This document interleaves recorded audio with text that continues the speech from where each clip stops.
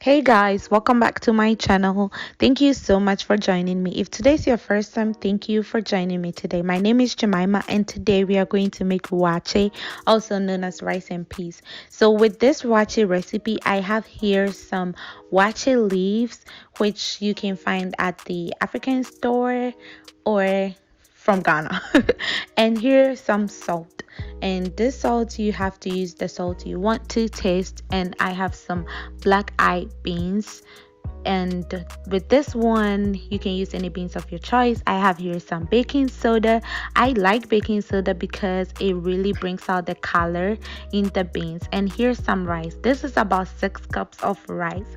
So I also add some butter, but I didn't bring the butter at the start, so I will put it in the recipe. With this baking soda, I love this. And then I'm going to soak the beans. So let's get started. So with this, I have soaked my beans and I'm about to cook it with the waakye leaves. So here I am going to add my water and I am going to cook the beans. So you add the water and some salt, and also you add your baking soda. So I am going to use about a teaspoon of baking soda. You just will find out how much you like depending on the beans and then the water you'll be using, which I am going to use about a teaspoon. So I'm going to let this cook and we'll meet back here. So it's been boiling for a while, and depending on how my beans feels, that is when I know it's really cooked, and I'm going to take my waakye leaves out. So it's cooked, it's red, my beans is soft, so I'm going to go ahead and take my waakye leaves out, and then I will put my butter in this.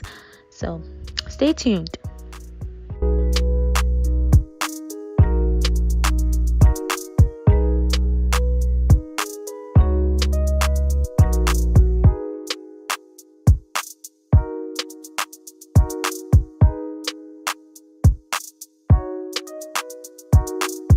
So what I do is I rinse my waakye leaves and then I add the water to the beans. So this beans is all soft, it's all cooked up like I want it. So I am just going to go ahead and add my rice. As I said, this is about 6 cups of rice. So I'm going to stir this up. It has the butter in it, and then salt. You can add more salt if you want, and then I'm just going to cover this up and wait for this to cook, and it's going to cook better.